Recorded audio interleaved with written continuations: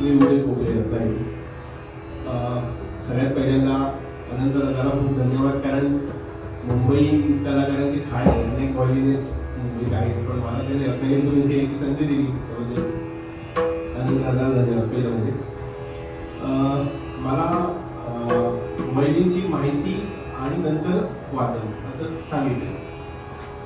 जेवढी मला माहिती आहे तेवढी मी सांगतो. म्हणजे काय ते म्हणतात ना, कोणीही काय ते भांड्याचा तो मालक मी तो अपाल बारव आहे, त्याने सांगतो. तंतुवाद्य आहे व्हायोलिन, फिडल म्हणतात त्याला, आणि संस्कृतमध्ये त्याला बेला असं पण लागलं. आता आपण बेला सांगितलं तर बेला असं त्याचं नाव आहे. साधारणतः 15व्या-16व्या शतकाच्या दरम्यान इटलीमध्ये याच्यावरती संशोधन झालं आणि हे तयार झालं वाद्य. आपल्याकडे राजस्थान, श्रीलंका, भारत आणि श्रीलंका, ते श्रीलंका मधून पण थोडं रावण हत्ता नावाचं वाद्य आलं जे, आणि नंतर राजस्थानामध्ये ते जास्त लोकप्रिय फोक साठीचं वाद्य आहे. तर त्या रावण हत्तामध्ये पण खूप डेव्हलपमेंट झाल्या आणि व्हायोलिनची निर्मिती झाली असं म्हणतात. पाश्चिमात्य संगीतामध्ये प्रचंड वापर व्हायोलिनचा सगळ्याच माहिती, हार्मोनी आणि नंतर बरेच प्रकार वापर म्हणजे वाजवण्यासाठी. तर व्हायोलिन या वाद्याची एक स्वतंत्र फॅमिली आहे. हे सगळ्यात छोटं, ह्याच्यापेक्षा मोठा आहे तो थोडासा व्हायोला, त्याच्यानंतर चेलो म्हणतात, आणि मग डबल बेस, अशी चार जणांची फॅमिली आहे थोडक्यामध्ये. आणि त्याच्यावरती व्हायोलिनचा वापर हा सॉन्ग व्हायोलिन म्हणून पण केला जातो. म्हणजे पाश्चिमात्य संगीतात तो नसावा बहुधा, पण सगळ्याचे बेस वाजत जातात त्याच्यामध्ये. पुढे कॉन्ट्रा बेस हे जे काय ते प्रकार आहेत, बॅकग्राऊंड म्युझिक सगळं, तर त्या वाद्यांचा तो वापर होतो. डबल बेस खूपच मोठा, असा उभा राहून माणूस वाजवत असतो, तुम्ही बघितलं असाल तर पूर्ण. तर नावाप्रमाणे तो एकदम बेसमध्ये वाजतो. पाश्चिमात्य संगीतात त्याचा जास्त वापर आहे. आपल्याकडे आता जुन्या हिंदी किंवा नवीन हिंदी गीतांमध्ये भरपूर आपल्याला ऐकायला मिळतो व्हायोलिन.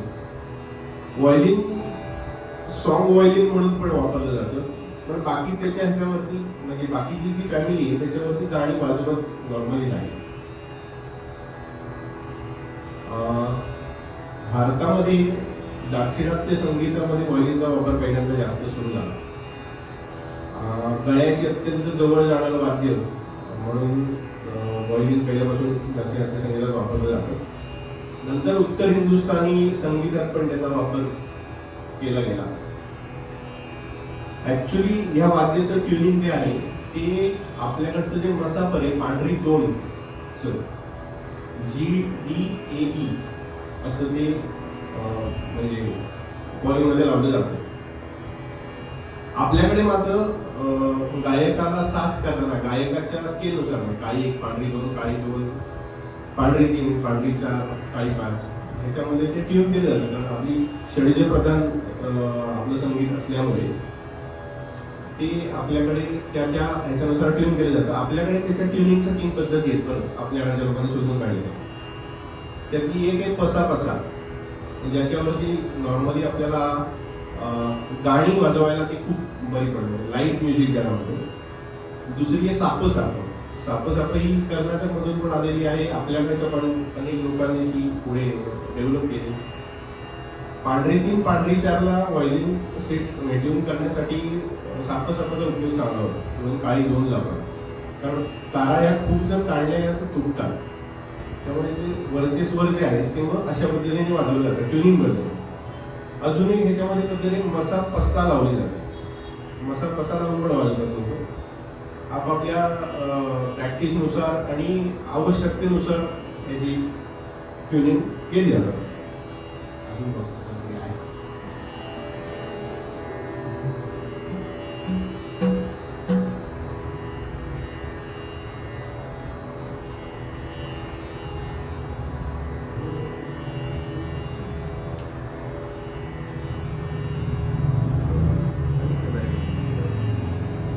आणि आपल्या हिंदुस्थानी संगीतातले जे म्हणजे खटका, मुरकी, मेंढ, गमक हे सगळे प्रकार याच्यावरती आपल्याकडच्या लोकांनी खूप डेव्हलप केली आणि आपल्याकडचंच वाद्य आहे की काय असं इतकं वाटावं इतकं आता व्हायोलिन इकडे रुळलंय सगळ्यात. वाद्य दाखवतो हे वाद्य, याच्यात 4 दिसणारे भाग ह्या 4 तारा, फिंगर बोर्ड, याला पेग्स म्हणतात, म्हणजे ट्युनिंग पेग्स. तर हे आपण ट्यून करण्यासाठी लावू शकतो. हे फाईन ट्युनर्स आहेत त्याचे. याला टेलपीस म्हणतात, त्याला चिन रेस्ट म्हणतात. जेव्हा असं असं ठेवून वाजवलं जातं तर इथे कन्वर्ट ठेवतात. आणि ह्याच्यामध्ये ही जी पूर्ण बॉडी आहे तर ह्याच्यामध्ये न दिसणारे 2 गोष्टी.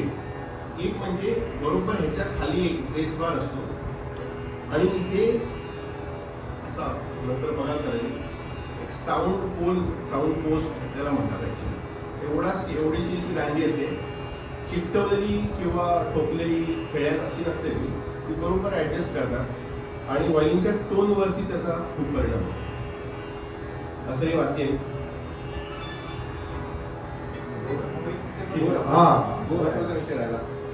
वाद्याचा श्वास म्हणजे जसा हार्मोनियम मध्ये आपण भाता म्हणतो. जे सांगितलं मसा पसा हो. त्या तारेवर काय ते पण आम्हाला हा आणि रे पण काही जण लावतात. हा म्हणजे ती जी आपली मसा परे, वेस्टर्न मध्ये मसा परे, वेस्टर्नला मसा परे, हा साऊथला मसा त्याच्यामध्ये पसा. आता हे बघा, हा म्हणजे बेस, त्याच्यामध्ये मंद्र म्हणजे मंद्र, मध्य आणि ताल. तर ही जी आहे ती वेस्टर्नला रेची लावतात, म्हणजे पांढरी 2चा रे, ही पांढरी 2 म्हणजे सा आपला, ही प आणि ही आयदर म किंवा खालचा प. आता मी लावताना ही पांढरी 3चा साप लावले, म्हणजे आता अशी आता म्हणजे मला क्लासिकल वाजवायचं म्हणून, पण मी ह्याच्यानंतर जेव्हा 2 गाणी वाजवणार आहे तेव्हा मी त्याला ट्यून करताना परत साप म्हणजे पसा करेन. आता साप लावते. आणि हा सगळ्यात महत्वाचं म्हणजे काय तर वाद्याचा श्वास, याला बो असं म्हणतात. जसा हार्मोनियमचा भात्या हा त्याचा श्वास, तसा हा त्याचा श्वास. त्याला ना घोड्याच्या शेपटीचे केस हे लावलेले असतात पूर्ण आणि बो वरतीच त्याची म्हणजे बो घासून तारांच्या बोटांच्या साहाय्याने तारांची लांबी कमी झाली की स्वर बदलतो. हे त्याचं शास्त्र. आज तुमच्यासमोर मी राग जोग सादर करायचा प्रयत्न करतो. पहिले एक तालविलंबी आणि मग कवित काय हा वा हे भरपूर वेळेला आहे ना व्हायोलिनिस्ट कसं काहीतरी एका कापडात तरलेलं असतं आणि त्याच्यावर काहीतरी असं घासत असतं असा. ते बरेच लोक वाटतं हे काय आहे, काय मेण आहे की काय, साबण आहे की काय, बरंच काय करतात. याला राळ म्हणतात, राळ, रोझिन. आणि त्या केसांना चिकटपणा येऊन ते त्याच्यावरती फिरताना व्यवस्थित वाजावं यासाठी हे वापरलं जातं. बोचा स्मूथनेस वाढणार. हा हा सो आता हे म्हणजे काय वॅसलीन आहे ऍक्च्युली. तर काही जण वॅसलीन, काही जण पावडर असं ते, किंवा काही जणांना काहीच आवश्यकता नसते. आपापल्या सोयीनुसार, आवश्यकतेनुसार ते. तर राग जोग सादर करतो पुढे.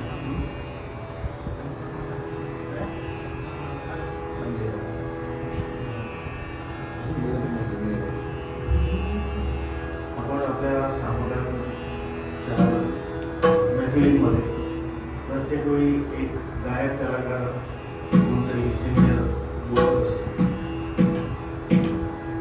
आणि एखादा नवीन तरुण गायक गायिका कोणतरी बोलत असतो. आज कौशली जोडे करण्यावरती पण तिचा आवाज बसल्यामुळे आणि संगीत बदलल्यामुळे ती गोष्ट बनली. आणि सिनियर एखादा गायक आपण बोलतो किंवा तर तेव्हा माझा त्यांना नेहमी प्रयत्न असतो सांगण्यासाठी वेगळं काहीतरी. म्हणजे मी मागे एका मैफिलीमध्ये पंडित छोट्या गंधर्वांनी बांधलेल्या छोट्या गंधर्वांची ओळख ही नाट्यसंगीत गायक म्हणून जास्ती सर्वसामान्यांना. त्यांचा शास्त्रीय संगीतावरही गाढा अभ्यास करून त्यांनी रचलेल्या बंदिशी आहेत खूप, हे अनेकदा माहिती नसतं आपल्याला. तर तसं केलं होतं. तर प्रत्येक वेळेला तसे काहीतरी वेगळे एक वेगळ्या कल्पना घेऊन किंवा वेगळे काहीतरी सादरीकरणाचे भाग करण्याचा मी नेहमी त्यांना सांगत असतो प्रत्येक वेळेला.